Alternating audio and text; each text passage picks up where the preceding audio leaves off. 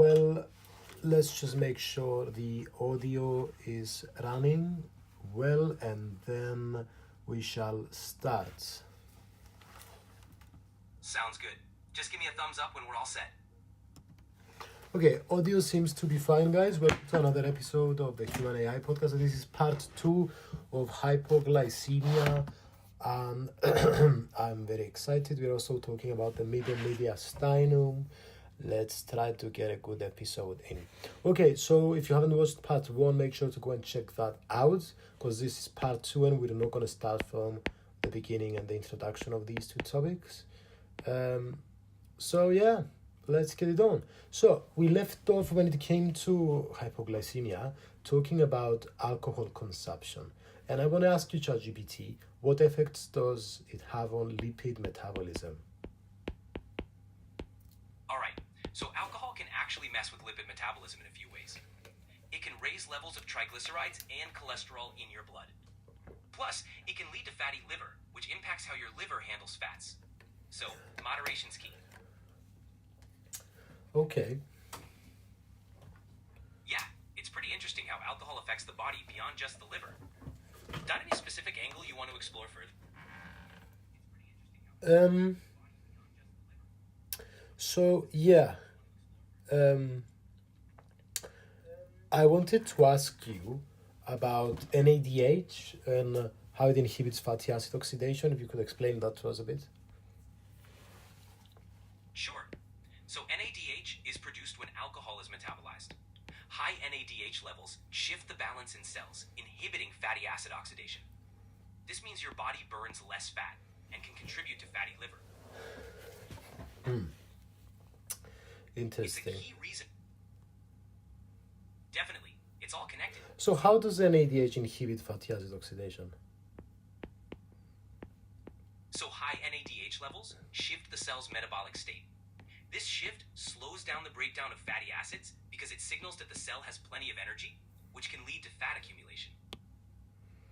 Explain this to me a bit more. Alright, so when NADH levels are high, it inhibits enzymes needed for fatty acid oxidation. This creates a bottleneck, slowing down fat breakdown and promoting fat storage, especially in the liver. I'm confused, buddy. Can you be a bit more specific? Sure. High NADH signals the cell that there's plenty of energy, so it slows down the process that breaks down fatty acids. And why This does inhibition. and why does NADH mean that there's a lot of energy? NADH is a byproduct of energy production, so high levels Got it. suggest the cell has reason. That makes sense. And what about I see. So if fatty acids don't oxidize, then we have this accumulation. Exactly. The unused fatty acids can accumulate, leading to issues like fatty liver or increased fat storage in general. That makes sense. So will this inflame the liver? What will happen? And why are we in the liver when this all is happening? Yes, it can inflame the liver. The liver processes alcohol, so it takes the brunt of these metabolic changes. Over time, this can lead to fatty liver disease, inflammation, or even liver damage. Why liver specifically? Why is all this happening in the liver? The liver is the main site for alcohol metabolism. It converts alcohol into compounds like NADH. So that's why these changes impact it the most.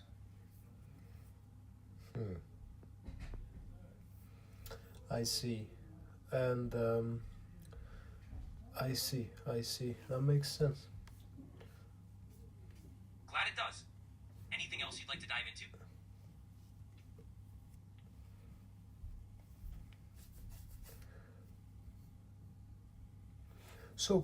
So we have acetate, which is produced from Alcohol metabolism.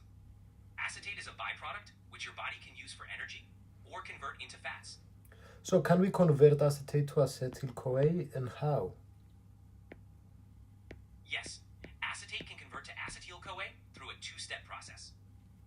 First, acetate is activated by acetyl-CoA synthetase, forming acetyl-CoA, which then enters metabolic pathways.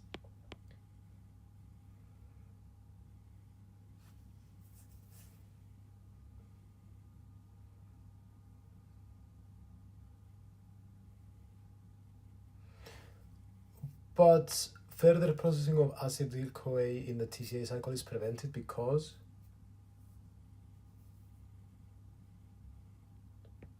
high NADH levels from alcohol metabolism inhibit the TCA cycle. This slows down acetyl-CoA processing, promoting fat storage. And how do they affect alpha-ketoglutarate and citrate synthase? High NADH inhibits enzymes like alpha-ketoglutarate dehydrogenase and citrate synthase. This slows the TCA cycle, reducing energy production and promoting fat accumulation.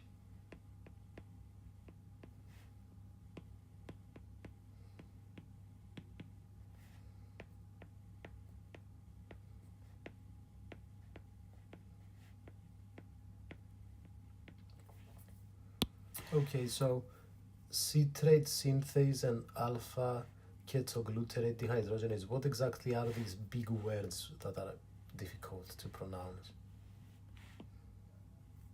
They're enzymes in the TCA cycle. Citrate synthase helps form citrate, starting the cycle. Alpha-ketoglutarate dehydrogenase helps convert alpha-ketoglutarate to succinyl-CoA, continuing the cycle.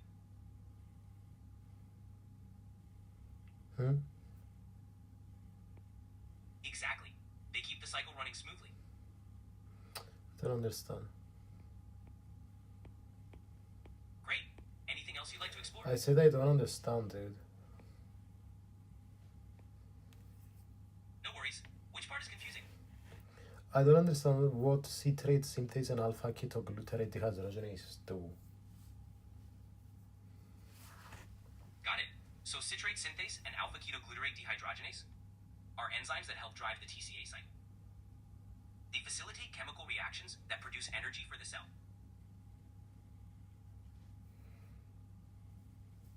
At what point of the TCA cycle? Citrate synthase acts at the beginning, forming citrate from acetyl-CoA and oxaloacetate. Alpha-ketoglutarate dehydrogenase works later, converting alpha-ketoglutarate to succinyl-CoA. Tell me again the steps. Citrate synthase starts the TCA cycle by combining acetyl-CoA with oxaloacetate to form citrate. Alpha-ketoglutarate dehydrogenase later converts alpha-ketoglutarate to succinyl-CoA, continuing the cycle. Okay. That's fair enough. Let's continue. So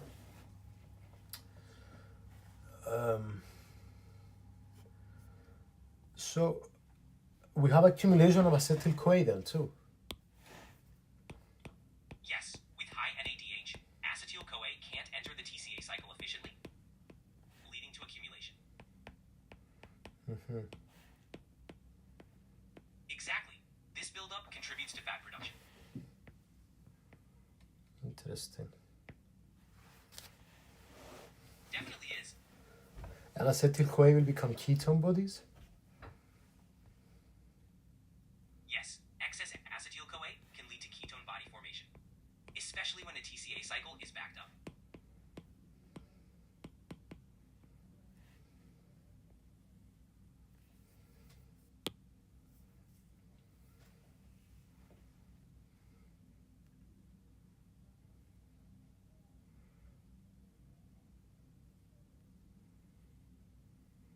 And why does the processing of acetate in the liver become inefficient? It's inefficient because high NADH inhibits the TCA cycle. This means acetyl-CoA can't be processed normally, leading to fat or ketone production. And why do we have a buildup of acetaldehyde too? Acetaldehyde accumulates because it's a direct product of alcohol metabolism. If the liver can't keep up, it builds up, causing damage.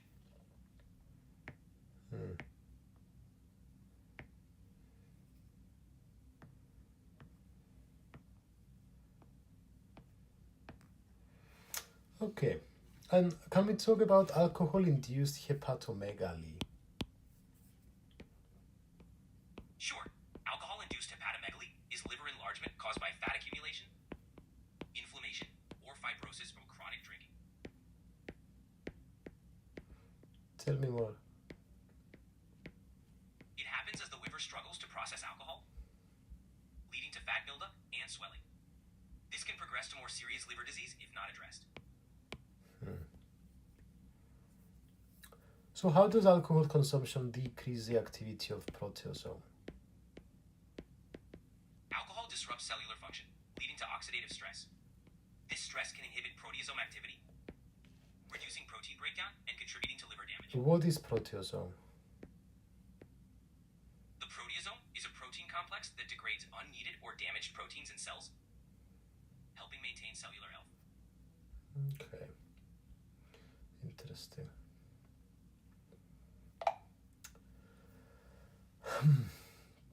Okay, so this accumulation of protein from alcohol will cause the hepatomegaly. Interesting. Why does decreased proteasome activity lead to increase in oxidative stress? So proteasomes are responsible for breaking down damaged or misfolded proteins. When their activity decreases, these proteins can accumulate, leading to cellular dysfunction.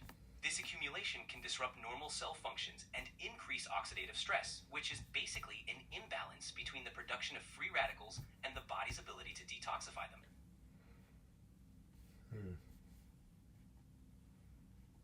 Yeah, it's a bit like a traffic jam in the cell. When proteins pile up, it can cause stress and damage.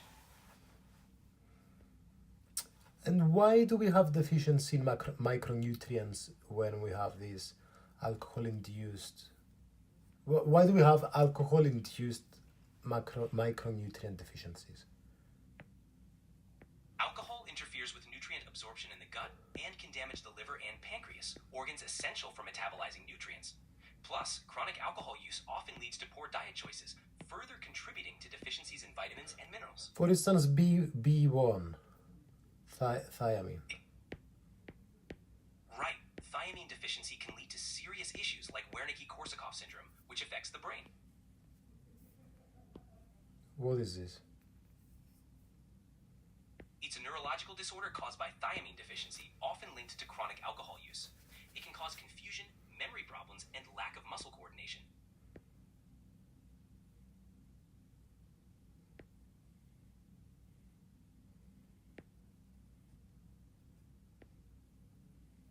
What is this though? Wernicke-Korsakoff syndrome is a serious condition that combines two disorders: Wernicke's encephalopathy, which involves acute brain dysfunction, and Korsakoff psychosis, which is a chronic memory disorder. And is thiamine a cofactor for many enzymes? Why did we choose thiamine for that? Yes, thiamine acts as a cofactor for several enzymes involved in energy metabolism, like those in the Krebs cycle. We need it because it helps convert nutrients into energy, which is crucial for brain and muscle function. Interesting. And thiamine has a small half-life, or does it not? 10-20 days? Yeah, thiamine has a short half-life, so it needs to be replenished regularly. That's why deficiency can develop quickly if intake is inadequate or absorption is impaired. Okay. I'm taking a 30-second break, guys. Yeah, just get a breather. Sure, take your time. I'll be here when you're ready.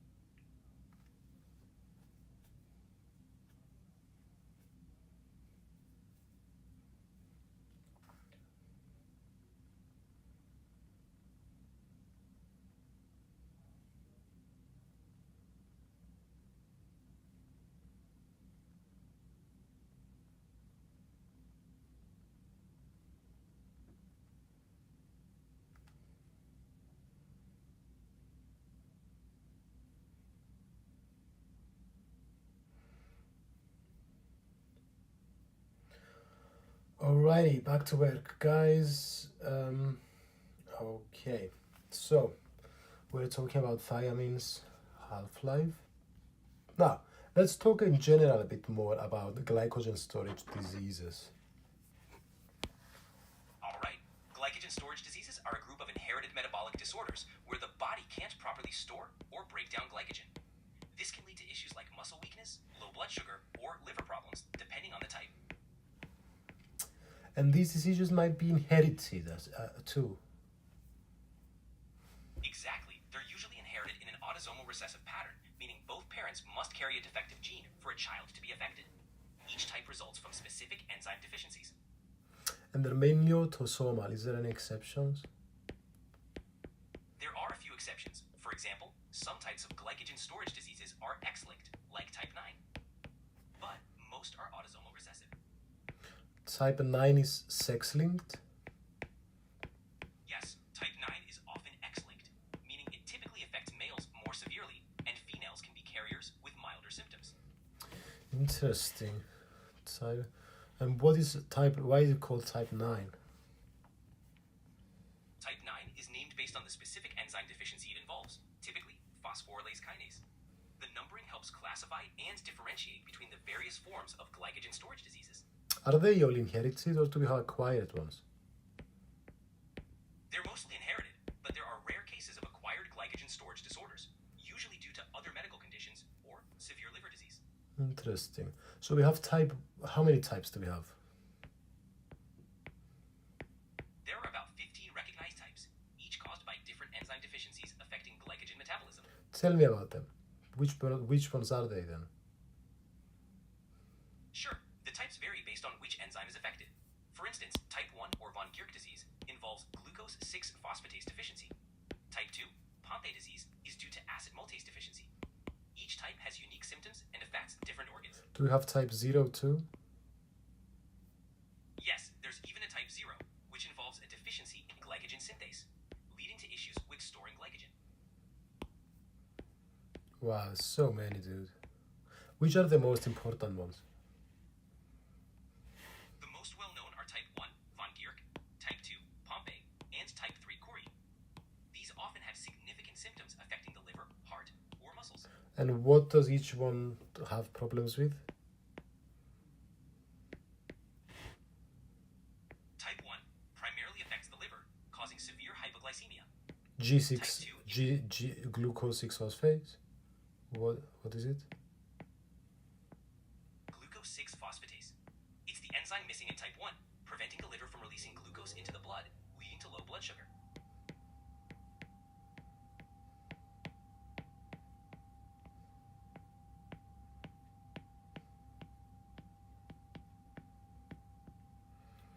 And what about type 2 and 3? Tell me again. Sure, type 2 or Pompe disease involves a deficiency in acid maltase, causing muscle weakness. Type 3 or Cori disease affects the deep branching enzyme, leading to liver and muscle issues. Interesting. So we have Pompe's disease, we have Cori's disease. Exactly. Each type has unique characteristics and impacts different parts of the body, making diagnosis and treatment tailored to each specific type. And type 2 is about deficiency of alpha-1 for glucosidase activity?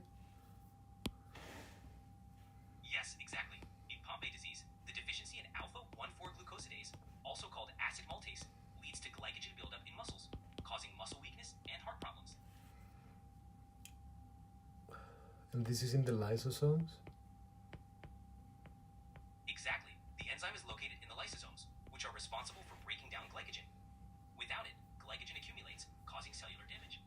And the other one is amylo-1,6-glucosidase. Can you explain to me why each type represents these characteristics and why don't we switch up the type names? Sure. Each type is named based on the specific enzyme deficiency and its effects. For example, type 3 involves a deficiency in debranching enzyme, which is crucial for glycogen breakdown. Is it chronological order? What is it? It's not strictly chronological. The numbering is more about the order of discovery and the specific enzyme affected. their severity. What do you mean? It's not the chronological order, then what is it? I mean, the numbering isn't based on a timeline. It's more about when they were identified and classified according to the specific enzyme deficiency involved. So type 1 was discovered first, but that doesn't mean it's the most severe or common. Tell me one more time. Sure, the numbering of glycogen storage diseases is based on when they were identified and which enzyme is deficient, not the order of severity or prevalence. Oh god, I'm confused, brother. No worries. Basically, each type's number reflects its discovery order and the specific enzyme issue, not its severity.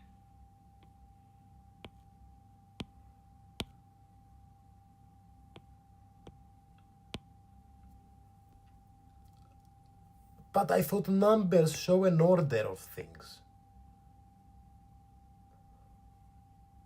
I get that, but in this case, the numbers are more like labels to identify each specific enzyme deficiency. When was von Gierke's disease found? Von Gierke disease, or type 1, was first described in the 1920s by Edgar von Gierke. Then type 2? Type 2, Pompe disease, was identified in the 1930s by Type- Dr. J.C. Pompe. Type 3? Type 3, Gorey disease, was discovered in the 1950s by Carl and Gertie Gorey. Well, I'm seeing a chronological order here. You're right. For those three, the order does match their discovery. But not for the rest. Yeah, after those, it doesn't necessarily follow that pattern. So what? You're saying to me that type 1, then type 2, then type 3, and then the next guy said, oh yes, type 12.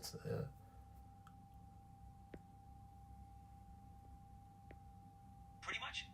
The numbering isn't always sequential after the first few.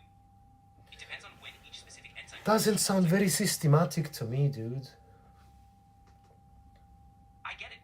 It can seem a bit random. The focus is more on the specific enzyme and its impact than a strict order. Jesus fucking Christ. Anyway. Okay. Now, let's talk a bit about type 4 and 5 too. Sure, type 4, Anderson disease, involves a branching enzyme deficiency, leading to abnormal glycogen structure. Type 5, McArdle disease, is due to a muscle phosphorylase deficiency, causing muscle cramps and exercise intolerance. Okay, wait, you're talking too fast. So, type 4 is Anderson, and tell me what it does, and type 5 is McCarthy, and tell me what that does too. Sure, type 4 glycogen storage disease, or Anderson's disease, is a rare genetic disorder. It results from a deficiency in the enzyme needed to properly form glycogen. This causes abnormal glycogen deposits in the liver, muscles, and other tissues, leading to liver dysfunction and muscle weakness. Now, type 5 glycogen storage disease, or McArdle disease, is due to a deficiency in an enzyme called myophosphorylase. This leads to an inability to break down glycogen in muscle cells, causing exercise intolerance, muscle pain, and cramps. Interesting.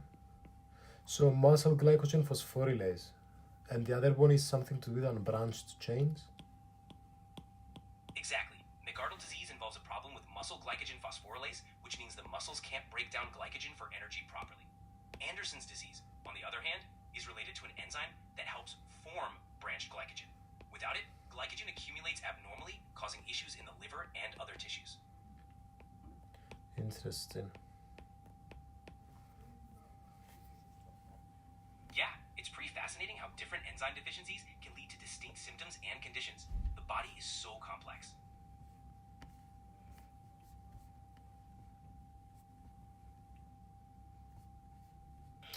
So, let's talk a bit more about type 1 then.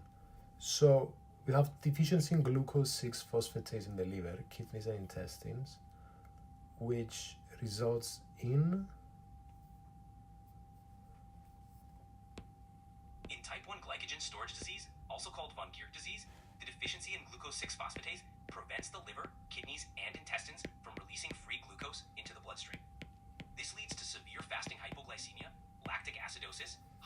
hyperuricemia, and an enlarged liver due to glycogen buildup. Wow, so many things. Tell me again all these things. Sure, in type 1 glycogen storage disease, the lack of glucose 6-phosphatase causes severe fasting hypoglycemia, lactic acidosis, hyperuricemia, and an enlarged liver because glycogen accumulates. Tell me the second and third, lactic acidosis and hyperuricemia. Absolutely. The second one is lactic acidosis, which happens because the body can't properly process glucose, leading to a buildup of lactic acid. Hyperuricemia is an excess of uric acid in the blood, which can cause gout and kidney problems. Okay, interesting. Yeah, it really shows how interconnected everything is in the body.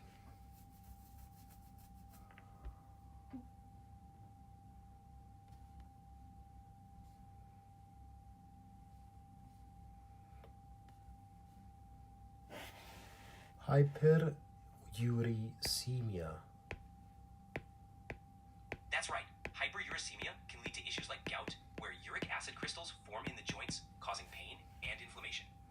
And how do we manage and treat von Gerke's disease? Management mainly focuses on maintaining normal blood glucose levels. This often involves frequent meals, especially cornstarch, to prevent hypoglycemia. Sometimes medications or even liver transplants are needed for severe cases. Interesting. Okay, guys, I'm going to come with part 3 of this episode soon. So thank you for watching, and we're talking about the mediastinum soon.